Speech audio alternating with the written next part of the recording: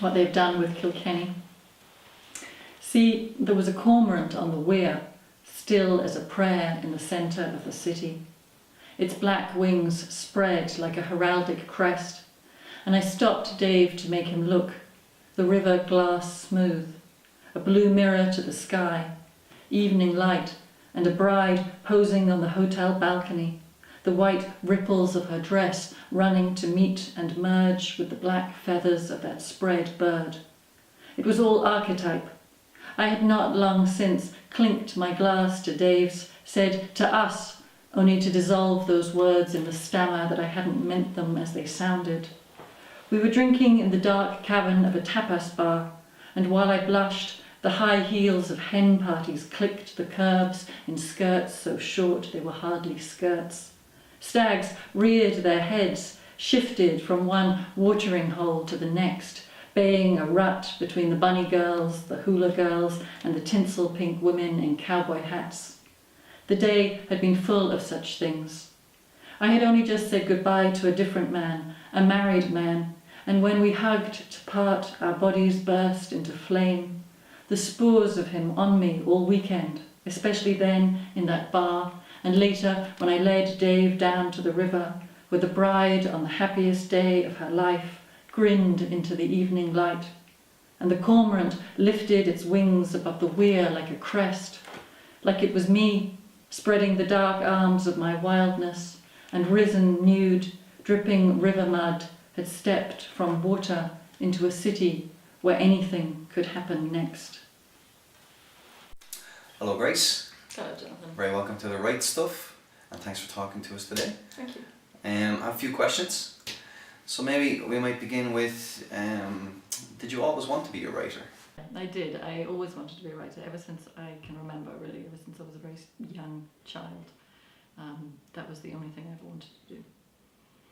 But then, to cut a long story short, it was really something that I wasn't encouraged to do. My family were not encouraging, teachers were not encouraging, friends were not encouraging. In fact, I have a poem about that. It's sort of like a long list of all the people who were not encouraging. So there was always quite a battle to become that writer. So yeah. That's interesting that you had to kind of struggle to do it. So, you know, that you were kind of fighting I think a lot on lots of quite fronts. normal, and when I work with people and I'm teaching and I'm working with students, and I'm always aware of this looming shadow of, God, getting into the heavy stuff straight away, of the partner in that person's life, and does that partner support the writing? And 9 times out of 10 the answer is no. So you have to, I don't know, I think it's really, there are a lot of things that are elements that are really necessary if you're going to be a writer. We just talked about space earlier. You need a physical place. You need the people around you to be supportive of it, and often they're not. So. And why do you think they're not? Is it some sort of thing in them, as jealousy or? Well, there may be elements of that. I don't know. I think it's probably very complicated, and it's, you know, every person has a different story, and there'll be reasons for it. But I think in a relationship, somebody doesn't actually want you to go into this unknown. The known and the familiar is much safer and much easier. So when you suggest, I want to do this slightly unknown, wild, insecure thing, that's very threatening for the other person. They don't know what's going to be the outcome of that, and it might make a lot of shifts and changes. So people tend to want things to be sort of secure and non-threatening. Yeah, they don't like change, I suppose, isn't it? Yeah, I think so. And I think as a parent, you know, if your child says, I want to be a writer, I know when my son told me he wanted to play for Man United, it was like, no! You want your child to be safe. But then, in a way, most parents would say, you know, if their child came to them and said, I want to be a reader, they'd be very encouraging, wouldn't they? Yes. It's a funny kind of thing that on the other side of it, they wouldn't really want Yeah. them writing as such, you know. Yeah. No, but I mean, I can see why not. Writing is a very, very insecure life. Like being an actor or any of those things is an insecure life. So you don't want that for your child. But it's the only thing, if your child does come and say that, the only thing you can do is support it. Because otherwise you are giving your child a life of hell, really. Because they've got to throw off the parent as well as persevere through the difficulties of the artistic life. And were there writers that you read when you were younger that inspired you and it kind of kept you going in that process? I don't know, I suppose as a child I can't really think. I read always, and I always read. I remember as a teenager having a big Agatha Christie phase, and she's actually a fantastic writer. No, I just read and read and read, but I can't say particularly until my late teens, early 20s when I discovered Raymond Carver and Annie Cameron. They were the big two forces that were so important for me as a writer, because Raymond Carver, both of them are defined for me by the sense of honesty. They are neither of them afraid to write about the truth of their lives, and they well, Carver lived this quite shocking life and terribly insecure life, and he wrote about it all in great detail, and I just really admired that, and that was kind of, I suppose, like a compass point north of how I felt that I wanted to be as a writer. Yeah. Are there any writers you read now that you send? I always return to Paula Meehan. I love Paula Meehan. Again, she's that same honest line. She's very true. But I read anybody and everybody that comes my way, kind of thing. Very often I read out of second-hand shops. You know, I've noticed this phenomenon that everybody will be talking about the Booker Prize, and I will not buy the book because I'm too irritated by all the hype, and 4 or 5 years later I'll pick it up in a second-hand shop and think, what was that all about? So I read voraciously, but not really with patterns. It's more kind of whatever tends to sort of land in my lap. And then there are a few themes that I'm always very interested in. Environmental writing, for example. I had a very long phase of reading new collections, first collections of poetry, because I'm always very interested by that emerging writer and that moment of when they kind of break through. I'm always looking for exciting new voices. So there are kind of themes that I go to when I'm reading, but I will read anything, give anything a chance. I guess it sounds similar to the way I'd read, in the sense that I feel if a book finds me, it kind of calls out. I'd have bought maybe 10 or 20 books a year, and there's one sitting on the shelf, and eventually I go, oh, now I pick it up and I read it. It's similar in a sense that... Yeah, very much so. It's kind of ad hoc. Yeah. You can't have a plan for your reading process in a way, isn't it? Yeah. And something somebody said to me recently is that still the majority of books are word of mouth. Books are sold word of mouth. It's recommendations, personal recommendations, that really is what sells books. So if people give me books, that's another big way that I end up reading something.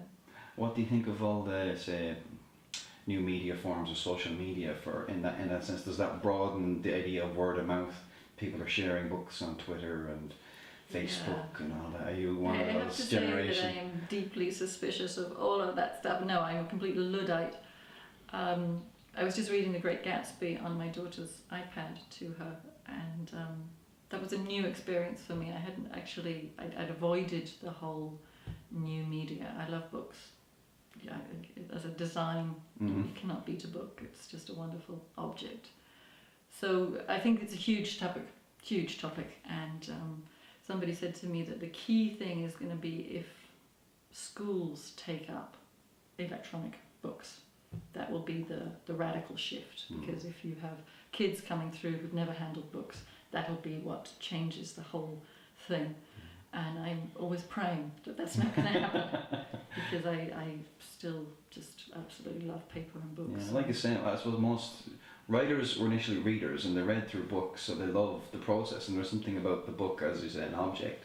It just works, doesn't it? It fits and works, but maybe things will change in the next 20, 30 years where people will feel the same about their e-readers and their iPads. Generally, people, what I'm understanding is that the revolution hasn't happened as quickly as it was expected, and therefore I don't think we're going to lose books entirely. I still think that, and I also think that marketing-wise, it's going to be difficult to replace that thing of going into a bookshop or going into someone like Eason's and there are all the books and you can pick them up, you can touch them.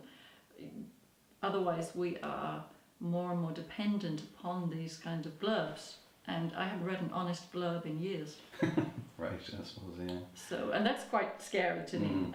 I review quite often, and actually I don't know who I think I'm talking to, but you know, these, you pick up the back of the book and it says all these superlatives, and then the book does not live up to its blurb, and that's really, really irritating. And as a reviewer, it instantly makes me go for a negative review.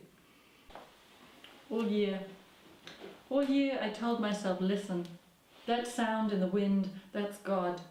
And when the soft rain fell, I said, there's God falling in the meadows. I praised the snowdrops, the daffodils, and the tulips when they came. The swallows returned as if those in exile had come home. But all year I got things wrong. I made mistakes that hurt people. I was confused by the state of the world and the actions of others. I complained often and sometimes bitterly. I don't believe I saved anyone's life. But I kept on listening for the sound of God in the wind, kept on watching the soft rain bring God to the meadows. And every morning I read the same small note to myself. Faith, it said, courage. I suppose that brings us on to your own work. You've written books for children, and you write poetry. And see, how do you see that as a definition of yourself? Maybe, you know, are you both? Are you one or the other? There's some very rebellious little part of me who's sort of going like, don't you dare define me. I do think there is an element of within the publishing industry that people do need to be defined. Like, you know, here's this little box and that's it, and you're in it. And I've heard stories about people getting in those boxes and how hard it is to break out. I don't feel any need to define myself other than as a writer, and I do write poetry. I do write for children. I write for adults. I write for radio. I write, and that's kind of the main thing. And so I don't feel any need for a definition. It's like I have an idea, and whatever that idea is, I pursue it. So that's really the process for me. That's that kind of like you finding something and going through all its phases until it's complete. And whatever it is, it doesn't really matter. It's still writing. So would that be your advice to maybe writers, to just write what you feel is worth writing for you, and then worry about the rest of it afterwards? I feel very conflicted when I'm looking at you thinking, oh my goodness, do I really have to give advice to writers about that? Yeah, fundamentally I would always say you can only write from your own instincts. That's the only place you can write from. But having been in the writing industry for quite a long time now, I also feel like you've got to be realistic, and you've got to have some sense of what is being published, and you may have a wonderful idea that's quite obscure or something, and I think actually you just really got to have a look over here at the publishing industry and see what is being published and what people want, and to balance the two, to try to get your own instincts to be some way aligned to the publishing industry. Do you think the publishing industry actually knows what people really want, or do they give us what they think we want, or what they as deemed those that know, or kind of have studied and looked into marketing and I don't know. My main feeling about that is that the publishing industry really wants good writing, that they are swamped with manuscripts, manuscripts landing like snow, and what they want is to open a manuscript and it's really, really good. And I don't think it matters what it's about, as long as the writing is really, really good. I still maintain that any manuscript that is excellent will be picked up. So that doesn't totally answer your question. I don't really know how publishers think and how they work, but I think that for writers, if you can get your work as good as it can possibly be, I think it will be picked up. I still believe that. And I know I've had editors say to me that we are just so hungry for good work, because there are huge numbers of writers out there and we're not producing the quality of work that is necessary. I'm afraid that's the truth. It's just we think it's finished, it's not finished. It's got to have at least 10 more edits, kind of thing. So I think that's what publishers are really hungry for, is good work. In terms of your own work, like, could you maybe talk to us a little bit about what inspires you, or where do stories and poems begin, or is that too big a question in a way? Yeah, it is a bit of a loose question. Poetry for me has this muse that poetry will just come and visit it'll just kind of like be like a very quiet knocking on the back of my head that says, I'm a poem and I need you to go and sit down now and write me. And that can come from anything. I'm very interested in symbols, in myths. There's a story I love of Jung's where he talks about this scarab beetle that knocks on a window and he lets it in. And so I'm very, very interested, I suppose, in how the animal world, the natural world, is porous to the human world, and those spaces where we can kind of see that porous nature, the two interrelating. So that's something that if I see that, if an animal or something in the natural world kind of comes through and is speaking to me as such, that's often a place where a poem will begin. My novel ideas are usually bigger. Something will inspire me. If I look at my first novel, it was really written for my son. He was in a lot of pain and I couldn't fix it except to do it through writing him a story. And my second book, Ice Dreams, I was on holiday in Greece in this lovely little village where the industry had died. It had an emery mine, and the emery mine had closed, and so there was no jobs, nothing, and I wanted to save the village. So I think there's this impulse to save often is an inspiration for writing for me. But I think it does have to be like, those questions have to be specifically targeted, because I can write all sorts of things make me write. But generally, I suppose my main focus is myself.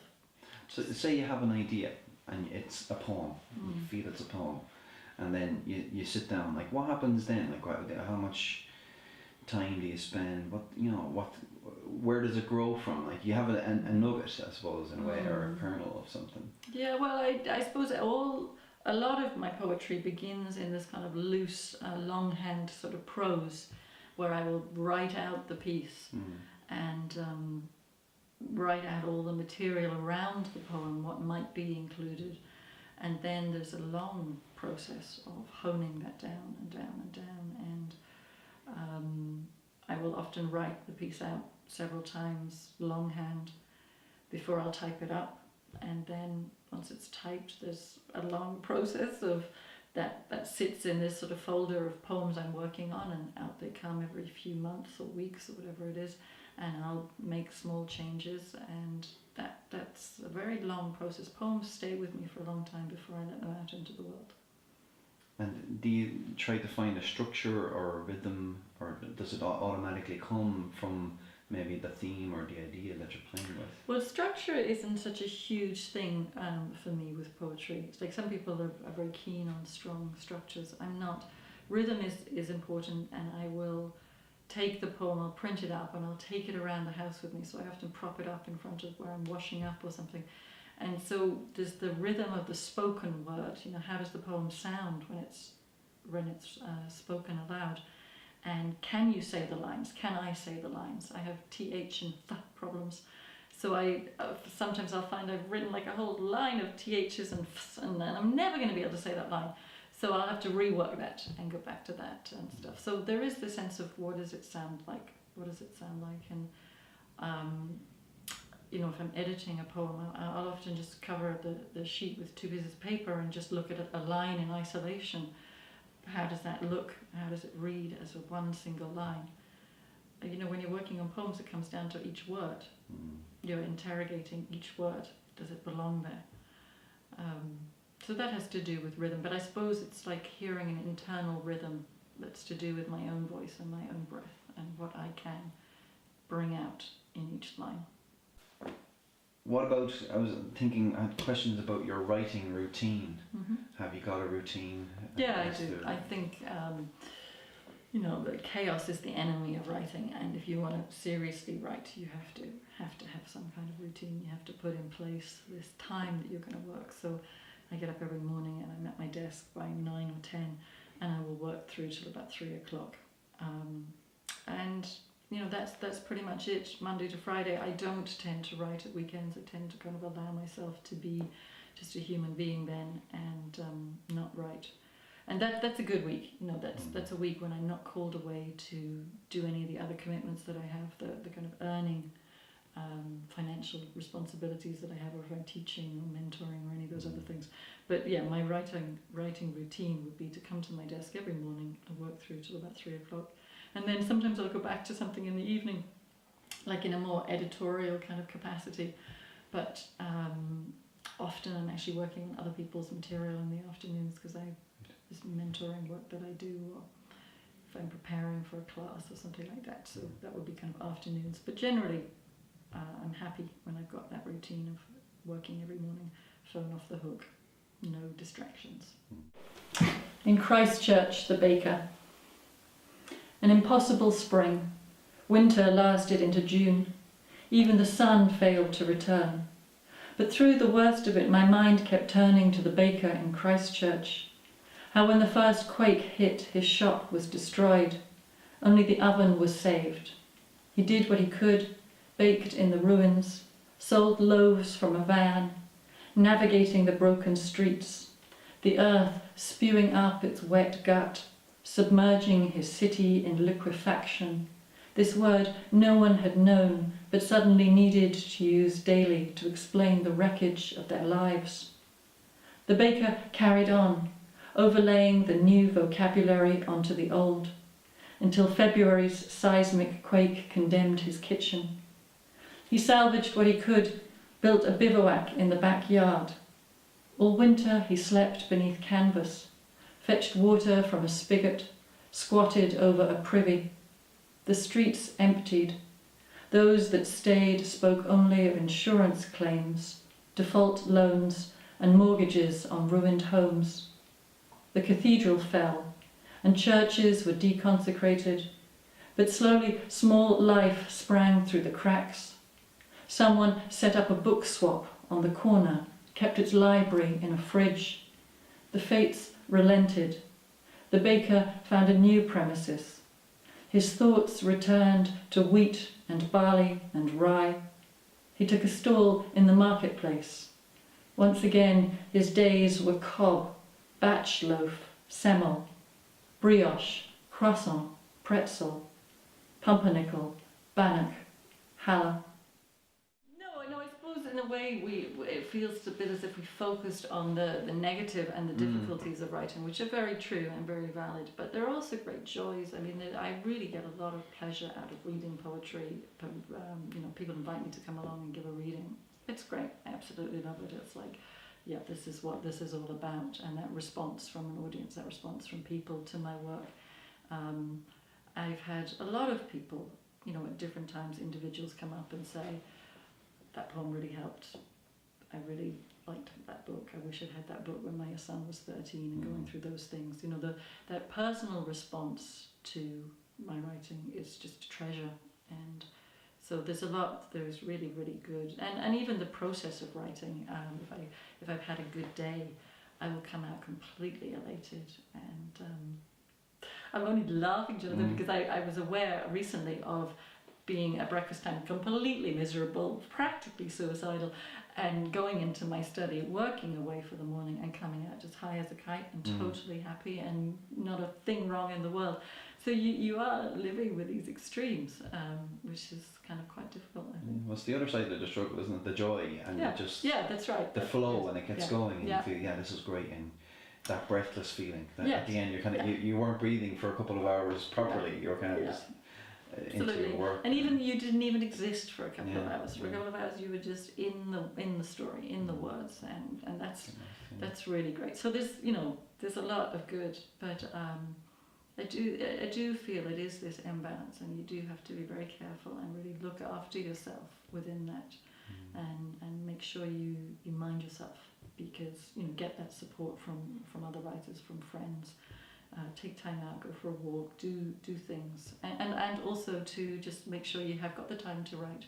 That if partners or anyone around you is saying, I want to do this, or friends are saying, I want to do this, come here to this party, do this, have fun, you actually have to say, no, I have to write, because if I don't write for this many hours in a week, I'm not going to be well in myself, and I need to do that. So it's sort of claiming the space for the writer. And remind them that everyone else will suffer otherwise. Yeah. Well, Grace, thank you very much for chatting with us today on the Writestuff.